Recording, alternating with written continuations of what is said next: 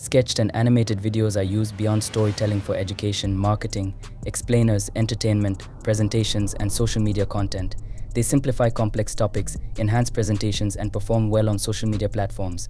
In this video, I'm going to show you how to convert video into animation using your mobile in real time, and you can do it offline too. First off, check if your phone's got built-in recorder. Many do nowadays, but if not, no worries. Just head to your app store and grab a cool third-party app like Screen Recorder. Once you've got it, make sure to give it the green light to access your screen and audio. Now, tweak the settings to fit your style. Think video quality, resolution, all that jazz. When you're ready to roll, hit that record button and start capturing your screen. Third-party apps often include fancy filters and settings to provide users with more creative control and customization options. These features enhance the user experience and allow individuals to express their creativity in unique ways. Additionally, offering a variety of filters and settings can differentiate the app from competitors and attract more users. When you open your camera app, take a moment to explore and locate the filters feature. Browse through the various filters available until you find the one named Sketch or Crayon for your photo or video. If you want to fine-tune the look, it allows you to adjust settings like intensity or color balance. Once you're satisfied with your selection, it's time to capture your moment.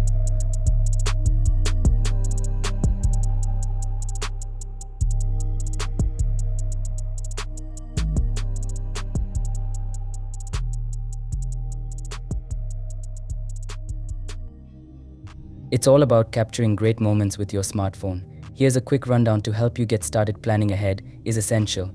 Know what you want to capture before you start shooting. It could be a cool trick shot or just a beautiful sunset. Lighting matters a lot. Good lighting can make or break your video. Natural light works best, but if you're indoors, try to find a well-lit area. Don't forget about audio. Clear audio makes your video more enjoyable. Avoid noisy environments and consider using an external microphone. Keep it steady. Shaky footage is a no-go. Use a tripod or hold your phone steady to get smooth shots. Frame it right. Just like in photography, composition is key. Use the rule of thirds and experiment with different angles to make your shots interesting. Add movement to make your video more dynamic. Try panning or tilting to follow the action. Mix it up. Don't stick to one type of shot. Mix wide shots with close-ups to keep things interesting. Lock focus and exposure by tapping on your subject to ensure they stay clear and well lit. Always shoot in landscape mode for better playback on screens. Edit like a pro using editing apps. Experiment with trimming clips, adding music, and adjusting colors to make your video pop. Practice, practice, practice. Practice. The more you shoot, the better you'll get. Don't be afraid to try new things and learn from your mistakes. Remember, the key to great mobile videography is creativity and practice. So go out there, capture some awesome moments, and have fun with it. Graphics drivers are software programs that act as intermediaries between your device's graphics processing unit and the applications you use. They translate instructions from apps into a language the GPU understands, allowing for smooth visuals and performance. Unlike computers where you might download and install separate graphics drivers, some devices typically handle drivers differently. There's usually a single system graphics driver pre-installed and optimized for the device's specific hardware. Devices offer developer options, a hidden menu with advanced settings.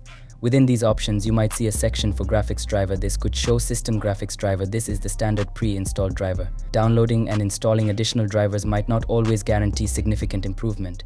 Some users report minimal to no difference.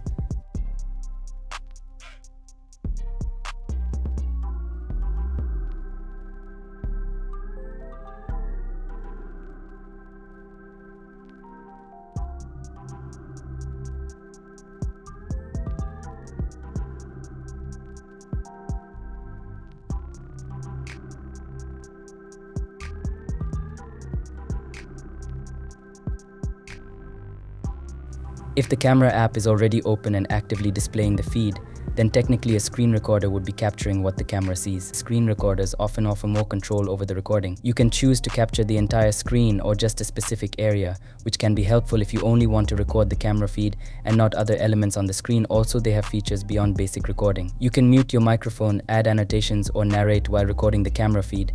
These features can enhance the final video. Some screen recordings can be larger in file size compared to camera app recordings, so if storage space is a concern, the camera app might be a better choice. While screen recorders do take up more storage space than camera recordings, they can also offer greater quality depending on the situation. Here's why. Both screen recorders and camera apps allow you to adjust recording settings like resolution, frame rate, and bitrate. Higher settings generally lead to better quality, but also larger file sizes. Screen recorders often offer more granular control over these settings compared to basic camera apps. Encoding the way the video is encoded can also affect quality. Screen recorders might use different codecs than camera apps, potentially offering better compression while maintaining quality. There's a trade-off between recording quality and storage space. While screen recorders offer the potential for higher quality, they also create larger files. Here's a breakdown: Screen Recorder Pros: potentially higher quality recordings due to finer control over settings and encoding. Cons: takes up more storage space. Camera App Pros: smaller file sizes. Cons: limited control over recording settings, potentially lower quality compared to a screen recorder.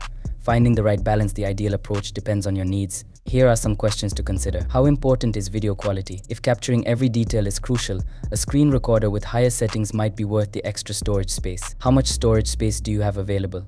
If storage is limited, a camera app recording with lower settings might be sufficient. Do you need features like annotations or editing? If so, a screen recorder would be the better choice. Ultimately, you can experiment with both methods and see which one produces the best results for your specific needs.